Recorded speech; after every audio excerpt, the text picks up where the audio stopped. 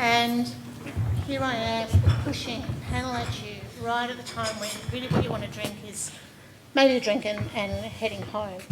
But the purpose of this is really to come back to the central theme of our conference, which is about promoting regional collaboration. And so what we've done is we've invited a few random people from the audience, as you can see, to provide their insights into the themes of the program, and to invite you, please, to give your comment on the themes of the program too. So I'm going to start by just asking each one of our panellists to introduce themselves very briefly and give me their take-home message from the meeting. And when I say very briefly, I'm going to keep you to time. I haven't worked out how yet, but we'll discover together along the way. So starting, Wim, can we start with you? Brief introduction and your take-home message. Right. So my name is Vimvara Bacharatit. I am from the Faculty of Science, Mahidol University. I'm a new PI. So I'm very excited to be here. We heard so many interesting topics today. It's an exciting time. So my takeaway is, I guess there's so many things going on. It's like an exciting opportunity for people who are new to the field to actually join you guys in this exciting endeavor. Thank you. Perfect. Shyam. Hey guys, Shyam Prabhakar from Genome Institute of Singapore, and been involved in Human Cell Atlas Asia from the start with Jay and Wong Yang, and really excited to see the crowd here. My takeaway from this is that the Human Cell Atlas Asia community has really matured from the first time we started, where we were just looking around saying everyone had plans, very few people had actual data. And now everyone has data, and very exciting data, great biology. So we've heard infectious disease, technology, cancer, other medical applications, atlasing. So it's an incredible testament to how this community has grown, and I feel that makes this kind of meeting all the more valuable to bring synergy from these individual efforts. And I really hope we come away from here with at least one, but multiple exciting flagship projects. Jay? Great. Jay Shin, I'm also one of the organizing members here, and also from GIS, A-STAR. It's been fantastic 2 days, and I echo what Shyam mentioned. I think there's one thing I'll just say short is there is a tremendous opportunity, and I hope that we'll use this opportunity to get to know one another, but also to come up with great ideas for proposal. So I'll just end it there. So, Ung Yang Park from South Korea, Samsung Medical Center. Actually, it's a sixth meeting for HC Asia since in the Okinawa, first meeting in Okinawa. So it's good to see in 3 years. So I think maybe finally we come to know each other. So, and then it's happy to see each other. And then the Jay and I discussed about in the lunchtime that we stay in the 48 hours in the hotel. It's a nice, beautiful city in the Bangkok, but actually I had no chance to go outside. So just stick into the some discussions. It's a very nice meeting. And then also thank you for the participation from the Asia, every country. Thank you.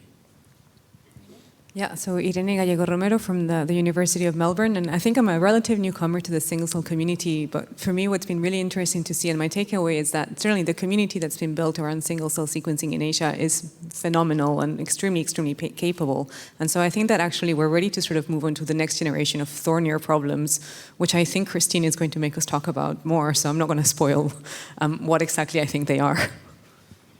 Thanks, Irene. And of course, I'm Christine Wells. My take-home message is clearly that we should just be sequencing more macrophages. I have seen a couple of weird little cell types like T cells creeping and stromal cells creeping into the mix, but obviously macrophages are pretty important. Well, my first question to the panel is actually to Wong Yang. So we've heard about lots of different collaborations that have already kick-started across HCA Asia and non-HCA Asia communities. And my big question is, how do we plan to integrate the outcomes of this so that we're building community at the end? What are the key features of success going to be? Yeah, actually, that is always we discuss about the end of the HCAsia meeting every year. So, but anyways, gonna be we can discuss later about the flagship project. But we started the discussion for the collaboration in 2018 in Jeju meeting. So, and then we proposed that maybe we can start with some simple idea. But finally, in 2 years later, in 2020, we started the ADA project. It's a strong leadership by Shyam, but also maybe some participation from all the countries. So I feel that the foundation of the strong tie between the countries in the HCAsia will be based on some strong collaboration. So I think maybe so it's not. I mean, all the members can participate the single project, but actually, it's the flagship project is quite important for us to communicate each other, also to meet each other. So I think maybe it's going to be the integration of HCAsia members would be we need to starting the more flagship project through the HCAsia. All right, so we'd like to open the topic to our audience, actually. So if anybody has any questions or comments, I'd like to quickly note to our online audience as well, we can actually see your questions on the Visible platform. So if you guys want to reach out to the panelists, we can actually see your questions in real time on the screen. Maybe, in theory. Right. So I'm going to be very optimistic about this collaboration business. And in the morning, we did discuss, and yesterday we did discuss from the podium and outside what may be the barriers to collaboration. And I think we need to address that very, very clearly, because there are certainly lots of barriers. One major barrier is to obtain funding, but that's not the only barrier. I know that CZI and other funding agencies, global funding agencies, have actually provided funds to hold workshops. But I personally feel that while workshops is the kind of baseline, there also needs to be some amount of funding for people from different labs to go to the more well-to-do labs, well-to-do not in the funding sense, but who are sort of in the forefront. Let's say Shyam's lab, some people going as postdocs or short-term trainees, even money for that is very short, unless we can learn, but unless we are able to do hands-on in our own labs, this collaboration is not going to move forward, not in a real sense. So I would say that we need to make those kinds of avenues more broad and provide those kinds of opportunities such that we are able to do, however small, we are able to do some work of single-cell work in our own labs. Otherwise, just the training will not probably help very much. And CZI has done a great job by providing funding for actually doing the work, but I would appeal to CZI and maybe the Wellcome Trust and other such funding agencies to provide some funds for postdocs and trainees, short-term trainees, to go to other labs and get themselves trained. Partha, it's a really important point that it's not just about money, it's about resourcing, exchange between laboratories. And if we don't do that, then how do we standardise the methods and the data that we're generating, and how do we develop the protocols for sharing the data? And I wonder if I can put John on the spot very quickly and just ask you, John, in terms of data sharing in regions like Asia, do you see any barriers to that within the DCP? I guess I'd... Thanks, Jerry. That was beyond me. I think from the DCP's perspective, I would say no, but I think from, different researchers have their own barriers because of their funders, because of government policy and so forth, and we are working within the DCP to institute a managed access protocol, which will allow you to share raw data in a protected way. I think is that sort of what you're getting at? Precisely. Yes, yeah. So I would say stay tuned for that most likely next year. Are there any other questions from the audience around barriers to collaboration or opportunities for collaboration? Don't be shy, or you might get picked on.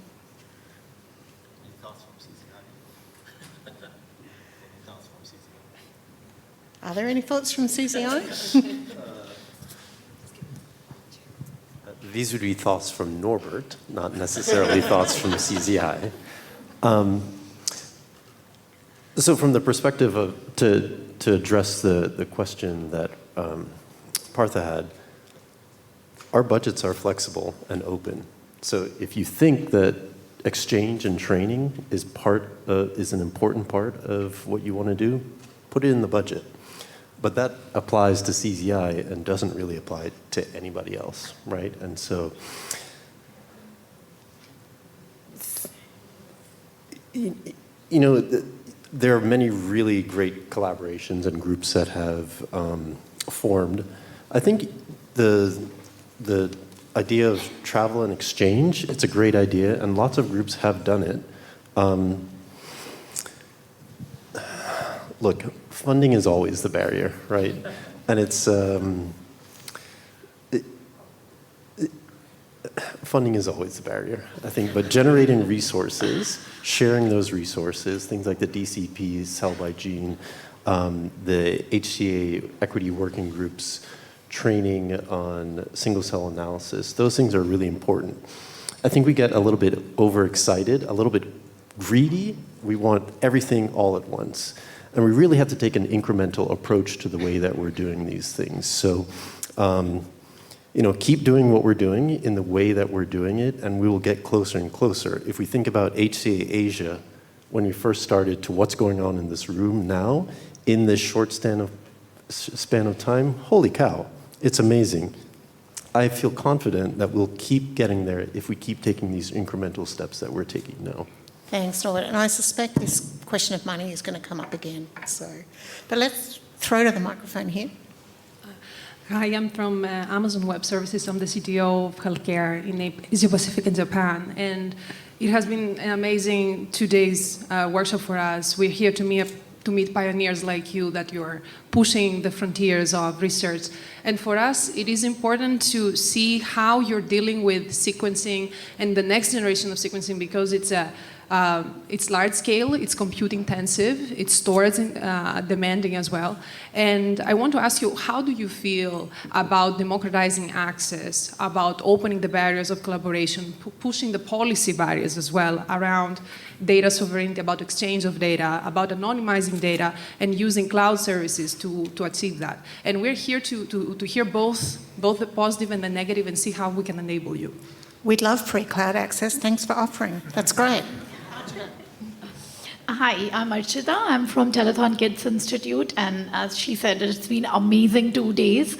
And I think my question is more about, because I'm new to the field and new to such kind of collaborations, when we are talking about across continent or across country collaborations, and a platform like HCA is basically giving us the opportunity to do that, how do we encounter the differences in the ethical barriers between countries and between continents? Because when I'm starting something like this, I would like to know from the flagship projects like IDA or like something which is already going on, how to approach in the right direction.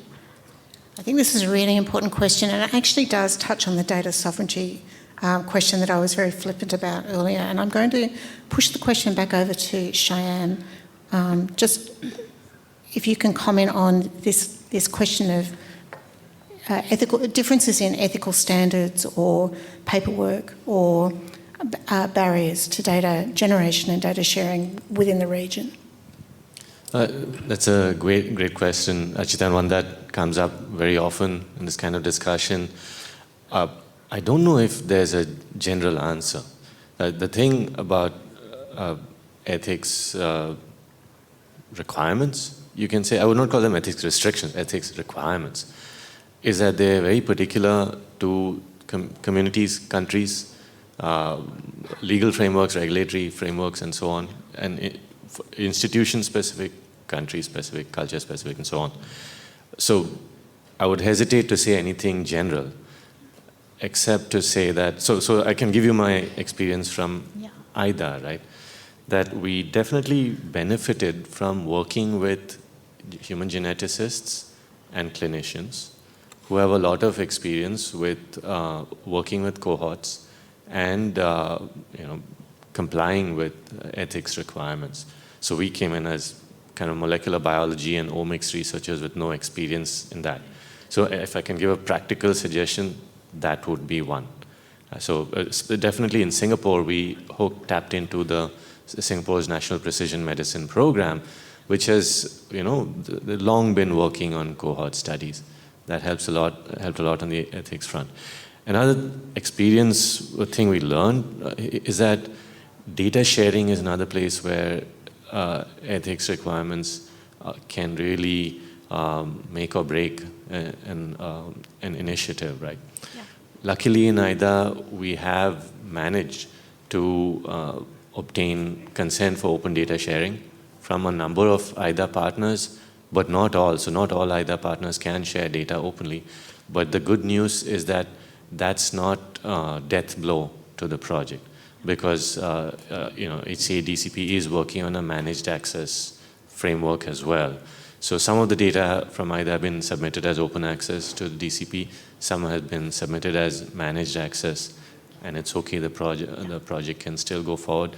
And then within AIDA, we have separate data sharing protocols. So ethics will permit, sometimes permit sharing within the AIDA consortium, because those are just the participating researchers, even if they don't permit sharing of the data internationally, right? So that again oils the wheels of the program. So I don't know if those were the questions that you had in mind. I think it's pretty much like what I asked. Joe, did Okay, you want great. to add anything quickly? Yeah, quickly. Thank you. And that is related to the previous question about AWS and data sharing. And it is a big challenge. But I guess the whole GDPR and other regulations that are happening, it is becoming more difficult to share raw data. So I think there's an opportunity where you can share expression tables, and I think they're more welcoming or warming up to that idea. So I think it's something to explore. If sharing raw data is going to be challenging, at least if you can share expression table, it's something. So I would consider this as well. There's no doubt it's something that's going to have to be thought about up front before collaborations start. I can see Kirsten. Yeah, actually, now some of the points have already been made, but really it's also about the data sharing, like especially the IDO project is obviously very exciting because of the genetic diversity, and most of the value of it lies in having access to that genetic data, which at the end of the day will then be identifiable, so will be managed access. And we know how difficult it is to get data agreement just between two parts of Cambridge, let alone across different continents. So I was actually wondering whether the funders like CZI felt that they might have a role in writing into their contracts that, like, at least different groups that you are all sharing can have more easier or provide in a way templates that might make the data sharing easier.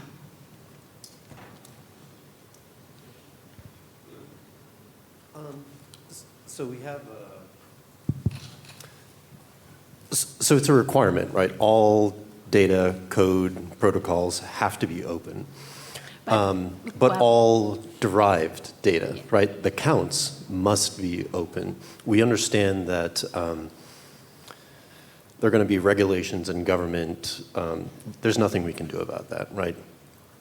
Data generated in China has to be stored in servers in China. I believe the same is in India, and there are a few other countries like that. What are you going to do about it? But the derived data should be in cell by gene. It can be open. It's not identifiable. And the metadata associated with that, rich, high-quality metadata, especially the ADA data, that's enough to do a significant amount of analysis without having the actual raw reads. And that's what we want. To be frank, I don't want the genomics data, right? That's not, this is the single-cell biology program at CZI. It's not the genomics biology program. And those raw data, they can go into the HCA under managed access, and that's ideal, I think. I would love to see a session in a future meeting about the needs of different groups to have data sovereignty and how to manage that within these managed data access protocols. But I think for now we might move on to the next topic, and I'll hand over to Vim. Right. So personally, as a new PI, like I've heard so many exciting talks today, and like obviously this is a very fast-moving field, and there are like many complex nuances to the field that people who are not too familiar with this field might be a little bit confused or overwhelmed, maybe. So just personally for me, I was just wondering, like, are there any resources available for people who are early career researchers and new PIs? And what are you planning to do in the next phase of IDA or GTEx? So on behalf of all the highly confused people like myself, are there any plans to help people in their early phases and who are entering this field? And are there maybe funding opportunities for like mentorship or tech transfer? And do we have to push for that, or is it something that's already in place? And this question is for you, Shyam. Thanks for bringing that up, Wim. In preparation, I looked through the program for this this year's annual meeting. Roughly half the speakers were in earlier career researchers, which I was very happy to see. And I feel events like this are very important. I was trying to think back to when I was an early career researcher, which is long ago actually, and I won't say how long ago. Like, what is it that I wanted, that I felt was lacking? I think for me the biggest sensation back then was I don't really know what's going on. I think I'm good at science, but I don't know who's doing what really needs to be done, what's happening in the field. And then I'll just hear about things kind of too late before they actually happen. And so that's why I would say I want to give credit to Piero and Jay for starting Human Cell Atlas Asia. So I feel the biggest service we can provide is this kind of forum, say, and outside these conferences, some ways of communicating what's actually happening in the wider field. And that is the first step towards saying, then an early career researcher can say, oh, I can hook in over there. I can contribute this. I'm already doing this, and so on. And so IDA, for example, you mentioned IDA, and thanks for that. We have a very large number of, good number of early career researchers in IDA, and we've tried to maintain it as a very open consortium. So anyone who wants to join IDA and wants to contribute a cohort, contribute data, contribute some analysis in principle, right, can connect with us. And that's why IDA started out with just 3 countries, so South Korea, Japan, Singapore. And then it expanded, and now it's 8 countries, and soon, I think, 9, 10, 11, as the funding comes in. So joining consortia, I think, helps. I'm a big believer in learn by doing. So one is learn by listening, and the other, I think, is learn by joining, learn by doing.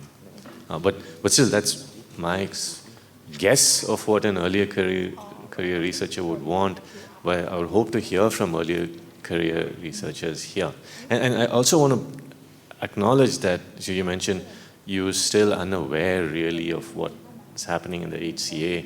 I remember saying that myself very often, and lots of people who've been in the HCA for a long time will also say that, because it's a large consortium and it's not top-down.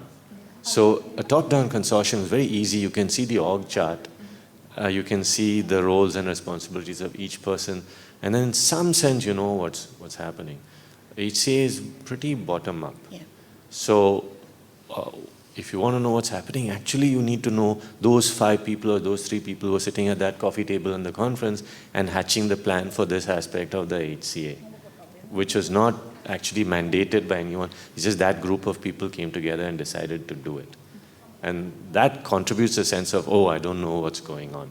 But suddenly, it's like little bubbles come up in the HCA, right? Each small group of people sitting at a coffee table creates one bubble, and suddenly this new thing is happening in the HCA.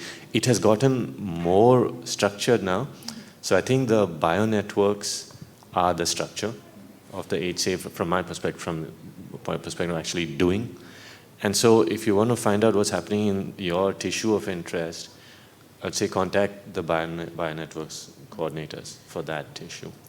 But again, Thanks, Shyam. So what I might do is invite the new PIs and early career researchers to come up and have a question. I acknowledge that there are people at the microphone now, but actually, Collins, you're in the audience, and one of the things that really resonated with me after your talk was how strongly the African HCA network is being driven by the early career researchers for early career researchers. And I'd like to invite you to comment on how that's happened. Would you mind coming up to the microphone and just saying a few words? Thank you. I would like to say that the way it happened was, I think initially the approach was to our PIs, and then I think they decided to kind of delegate us to attend some of the meetings, and before time we were assisting in trying to push for some of those agendas. And since then, I think most of our meetings we've tried to, push for early career individuals in different countries to be the ones, we are trying to pull up in terms of when we are making advertisement for, for a training, we try to leave it open for anybody in their early career research. We don't try to put restriction that, we just need postdocs or we need PhD students. We just leave it open. Sometimes we get undergrad students applying. Sometimes we get students who've just finished undergraduate. And we feel this is kind of the young generation that actually needs to know about single cell and the opportunities that it can present in terms of trying to look at health and disease. Yeah. Thank you very much. Partha, did you want to say something? Yes, I did. One other thought that comes to my mind. We are forming these regional networks, and there is a lot of appetite in the governments for formation of these regional networks such as HCA Asia, especially with respect to capacity building and interactions in these regional countries. Having said that, my concrete suggestion is the following, that the HCA Asia leadership, to begin with, HCA leadership may come later, HCA Asia leadership should meet with heads of governments or even science ministers of these different countries such that it can be promoted. They would get to know. It's oftentimes useful for other people from other countries to go to another country and try and convince their leadership, the government leadership. That will also promote internal funding, within country funding, rather than depending only on international funders. That would be of great help, and I actually recall that when the International Cancer Genome Consortium or even the HapMap project came about, the director of NIH went and met science ministers of India and other countries.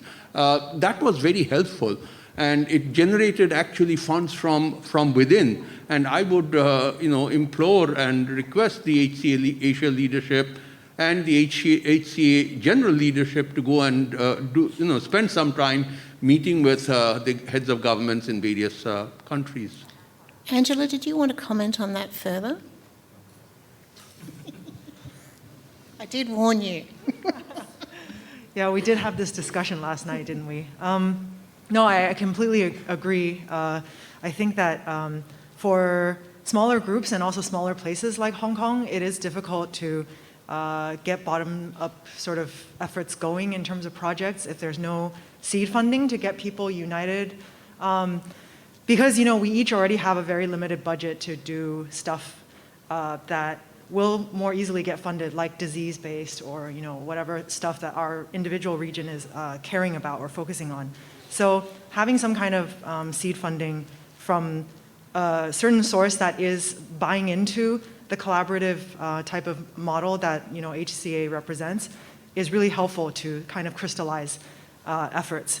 And I was saying last night that we really should try to convince our local funders to buy into this idea that working together between regions is good for each individual region as well.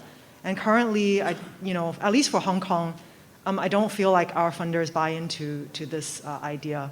And if HCA or other funders would be interested in coming and talking to them, kind of educating them on why it's valuable, I think it could benefit the entire ecosystem. Yeah. So. Thank you. Thanks, Christine. Jay, you got a comment? Yes, related to that, and precisely why we had this flagship project discussion in the morning, is we can't just go to the government and say we want to do HCA Asia, because they will not understand what that means.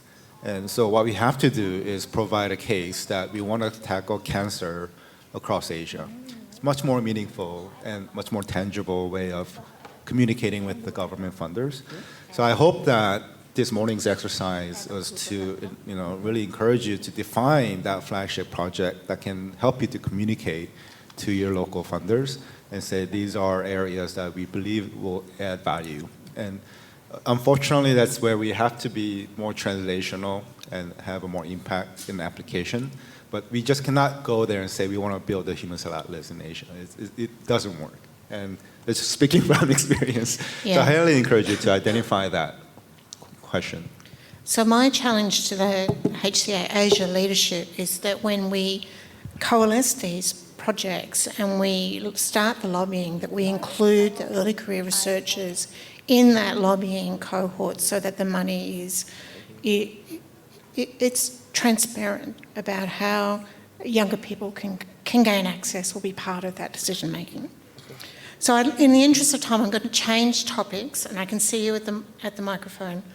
And just reflect back on some of the project pitches that were made this morning. And in particular, we heard proposals for both an immune atlas and a microbiome atlas. And, I'm wondering, can we really interpret the healthy immune cell in the absence of either of these pieces of information?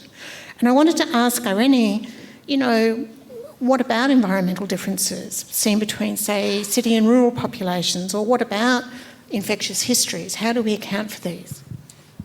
Yeah, so I think it's a really fun and big challenging question. This is kind of the thorny bits that I was talking about earlier. And I think one of the essential things is sort of to really fundamentally and substantially broaden that definition of what healthy states actually mean, right? So when you work with an urban cosmopolitan cohort, it's very easy to sort of do a screening in advance and say, you have this, have you had that, have you had this other condition? Yes, you're not eligible, you're not healthy, baseline, whatever.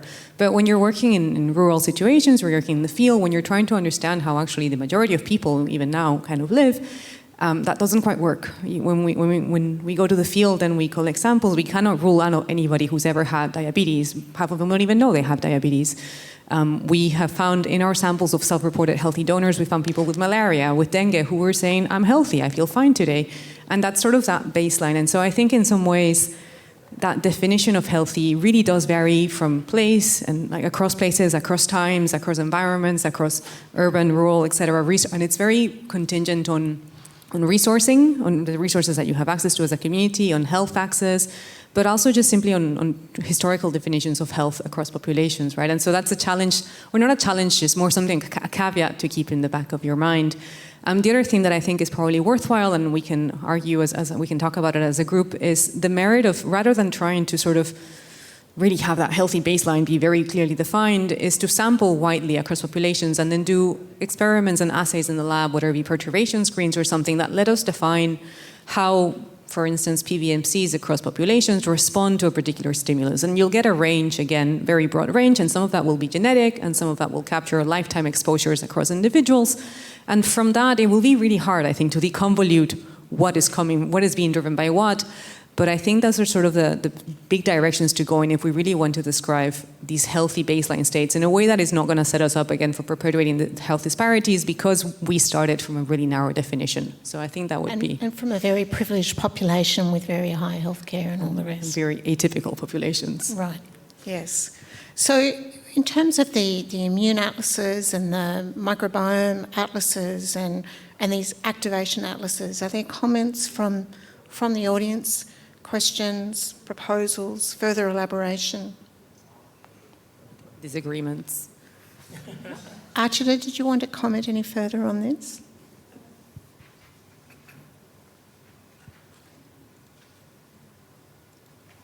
Yeah, I think what we were just discussing, there's a very important aspect to that when we talk about healthy. What exactly is healthy? Is it the majority of population that we assume is healthy, or is it that 5 people who are like super healthy?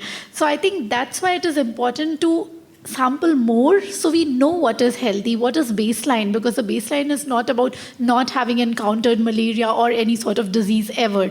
The healthy is more about people are living with it and they are surviving and they are healthy in the majority of population. And that's where I think the number of samples that we can get, and not just from one city or one country, across world, like how many samples we can get, and then we define what is a baseline for developing world or like underdeveloped or something like that. So I think that's very important. Well, when we're talking about pathogens, when does a commensal become pathogenic? Interesting. So that's why it is important to understand the baseline, because there is no clear distinction between a commensal and a pathogen. It's our immune system that basically defines whether I'm going to encounter that particular organism as pathogenic or not in most of the cases. So like I just mentioned earlier, in preterm babies, so they develop infection by commensal organisms. So yeah, it's tricky. I think in general, exactly what Archita is saying, there is a temptation to want for really easy, clear lines and definitions and saying this is healthy, this is not healthy, but actually those lines are incredibly blurry and again, context dependent. And so rather than trying to find out where the line is, instead we just characterize all over the place. And in some ways you have to trust people to tell you, I'm healthy, even if that's not what you would say. I think there is a certain amount of value to that, having to make peace with that sort of incomplete or weird metadata. Just because it's more reflective of actually the reality of the individuals rather than saying, no, you're not healthy because I say so. I think that's really where a lot of it is going to come down to. Hamish? I just wanted to, I guess, reflect on something Irena just mentioned about perturbations, and it's not something we've seen a lot of over the last couple of days. And Sarah mentioned in her talk yesterday evening about an increased focus on mechanistic understanding. And I just wanted to, I guess, raise that to the panel and see what opportunities in HCA Asia or beyond that there might be to start doing these experiments here and through these collaborations. Yeah. Can I make a real quick pitch? So in my other life, I actually am part of the Atlas for Variant Effects, and so we have a lot of interest in deep mutational scans and multiplex assays of variance effect that let you really test thousands of variants and perturb things. And so if anybody wants to talk about that, I'm not going to hijack HCA, but please find me and talk to me about it because I love these kinds of assays. Sounds like another potential flagship to me. Yeah. If I add one more thing about that, the healthy or something BA, we need to collect the data for the other, not just for the single cell data. Maybe we need to collect the other type of data together for the measuring the blood chemistry or other things together. Because in era of the big data period, actually definitely we need the clinical data, but not simply for pathology or something like that. But actually, even for healthy population, we have their blood chemistry data, also the biometric data. So maybe gonna be good too. It's not binary. I mean, because it's gonna be spectrum or some continuous features. So we need. Yeah, I agree that metadata. I'm going to throw to Vim just in the interest of time. Yeah, sorry, I think we're running out of time. So my final question is to Jay. So we were supposed to have like an open discussion of the flagship opportunities, but we didn't have time for that. So could you maybe please sum up the flagship opportunities that we have? In 40 seconds. Yeah, so I guess we don't have much time, so I just want to summarize kind of also a bit of an impression is that HCA Asia, we are meeting because of equity and representation, and I think we still need to talk a bit about how to do this. And one is we can engage with these biological networks that we talked about. So if you are working in any of these tissues that we're talking about, contact the coordinators and say, hey, look, I have this data and we want to contribute and we want to understand, we're going to work with you. And that is what Shyam has mentioned, it's a grassroots. You got to take that active step, whether you're a junior researcher or senior PI, contact the coordinators and say you're interested in that. And we'll be happy to give you the contact information so that we can increase the participation from HCA Asia to the global network. And then there's a second component where is share your data if you can, right? I mean, we talked about raw data, but if you cannot do this, share your expression matrix. There's DCP, which is a fantastic group of people who are willing to work with you to help you upload your data. And that's going to help to reach the equity and representation of Asian data set in the Human Cell Atlas reference. It will be fantastic to have you take the active role in contributing your data as much as possible. So that's how we can do it. But at the same time, how can we then work together across different countries in the region to further train, at the same time increase data sets, and also at the same time do really cool science. And to do that, we gotta do these flagship projects. And that's a perfect kind of storm where we can actually create these interesting scientific questions, at the same time provide training grounds. And that's really the goal of the flagship projects. And I hope that some of you will really be encouraged to and motivated to contact the leaders or lead some of these projects on your own and start the collaborating and contribute, and let's increase the representation that way. That's a fantastic way to wrap up this panel discussion, and I'd like to thank all of you for your participation, willing or otherwise. Thank you very much to the panellists as well. Thank you. And at this point, we'll hand back over to Phonpan and Baradin. Right.